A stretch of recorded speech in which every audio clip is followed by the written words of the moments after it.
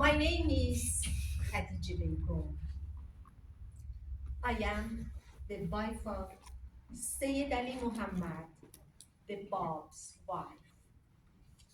We married in 1842, but I knew him long before our marriage. His mother was my first cousin, and above all, we were next door neighbors. We were playmates, even though he was 3 years older than me. He moved to Bushehr in 1839 for family trade business. Since then, I had special dreams about him, and I knew he's not an ordinary man. Once I saw him in my dream in a vast open area surrounded by flowers. He was standing and facing to Mecca praying. He had a coat embroidered with golden thread. The golden thread formed verses of Al-Quran. Later on, I had another dream. I saw Fatima, the daughter of Prophet Muhammad. In my dream, he asked for my hand in marriage to her son, Imam Hussein. The next day, Sayyid Ali Muhammad's mother paid a visit to our home. As always, we tried to be hospitable to her. I served warm drink and fruit and left the room. When she left the home, she kissed my forehead tenderly. I was surprised and asked my mother, "What happened?" She came to ask for marriage to her son. I was so happy. He chose me to be his wife.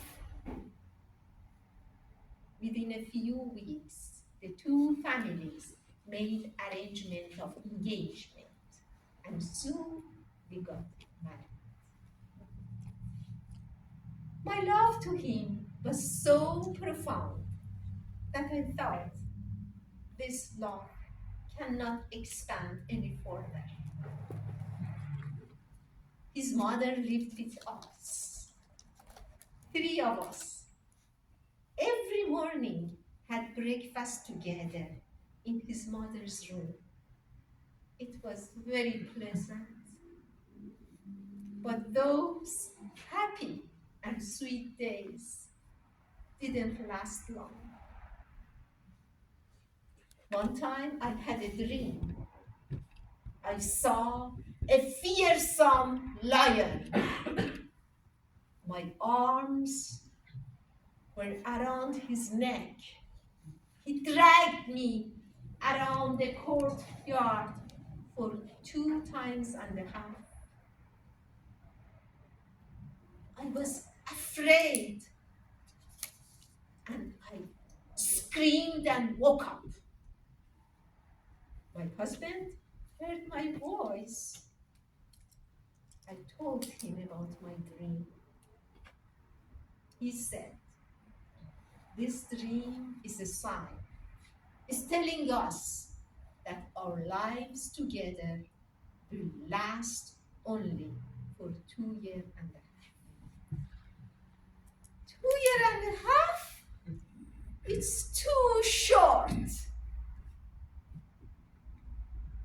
But the words of wisdom of my husband taught me to accept the will of God.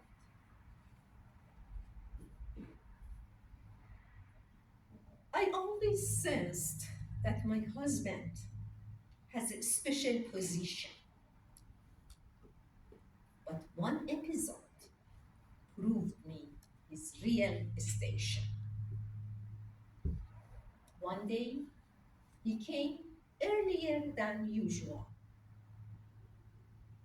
It was an evening, early evening he came, and we had our dinner earlier than usual. He left the room. Later, at midnight, I didn't see him in our room. I got up to find him. I walked to the lighted room.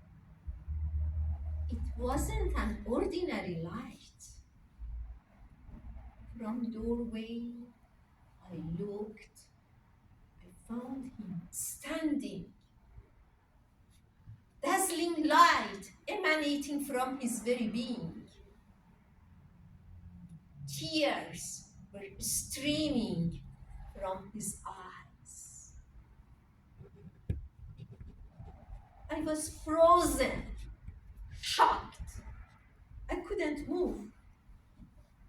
I saw him make a sign, go back. Of course, I went back to my room, but I couldn't sleep the rest of the night. The next morning, still I was surprised and shocked. He knew. He passed his cup to me, and I drank the remaining of it. He told me it was the will of God for you to see me in that station. I am the manifestation of God, whose advent has been expected for 1,000 years.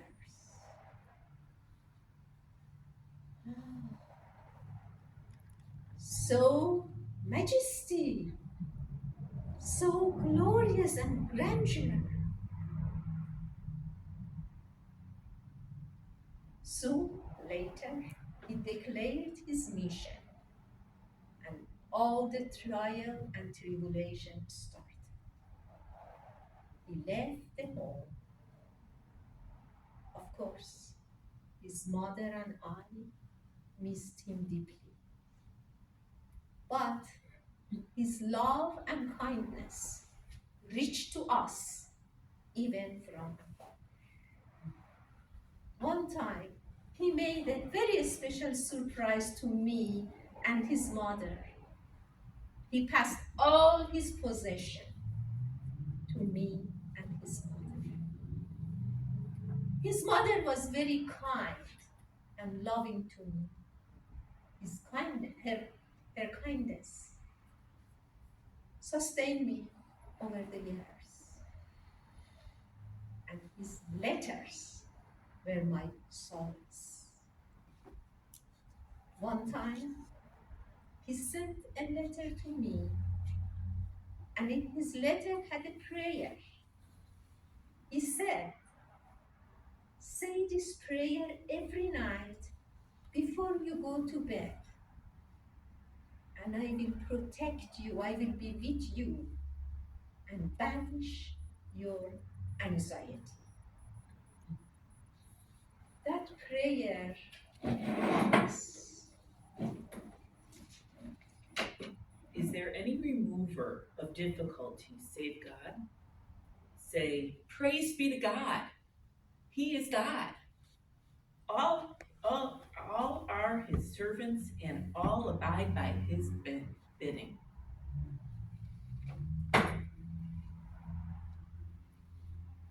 he was martyred in 1851.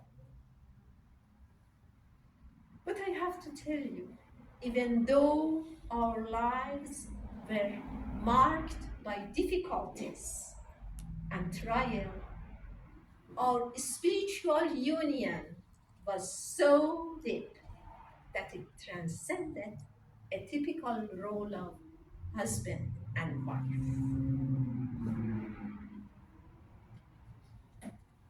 Khadijih Bagum passed away in 1882 in Shiraz, Iran. Her life and dedication are honored in Baha'i history.